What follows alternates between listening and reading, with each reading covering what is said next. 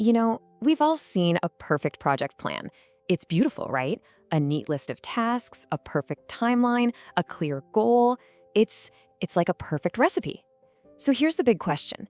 If the recipe is so flawless, why do our projects so often go completely sideways and end up a total mess?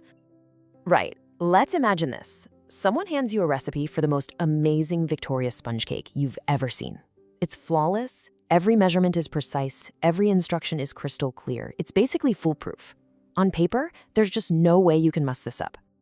And yet, I'm willing to bet that cake is still probably going to be a bit of a disaster.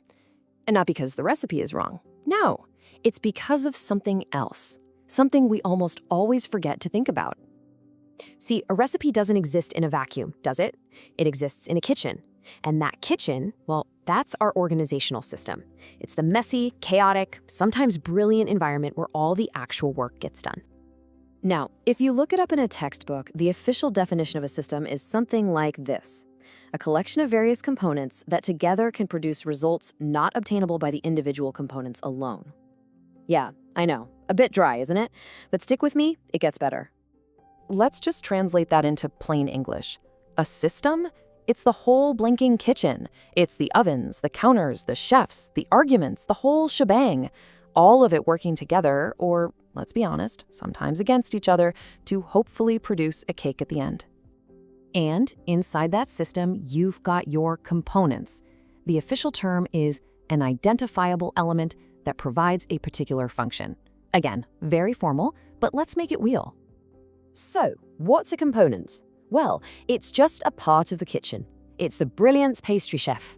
It's the main oven that's a bit dodgy. And yes, it's even Barry the waiter, who, bless his cotton socks, can never seem to remember who ordered the fish. They all have a specific job to do inside that bigger system. Okay, now here's where it gets really interesting. What happens when we put this whole system under pressure?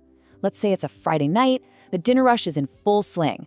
This is where we get to see what the system is really made of.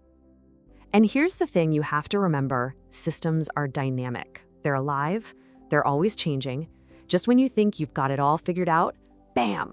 A busload of tourists from Canterbury suddenly appears at the door, completely unannounced. The whole environment just changed, and now your system has to react. Now, a manager looking at this chaos might think, okay, simple. If I increase the pressure on the team, they'll work faster and be more efficient. The input is pressure, the output should be speed. I mean, that sounds logical, right? And so, the head chef does what basically every manager in the history of the world has done. They march into the kitchen, clap their hands, and yell, "Right, that's it! Just get it done faster!" But what's the actual result? It's not faster service, it's pure chaos. It's two chefs arguing over the last clean fryer, someone dropping an entire tray of pans with a deafening crash, and somehow, the fish is now literally on fire. This shows us that systems are nonlinear. A simple push in one place doesn't create a nice, predictable result. It creates chaos.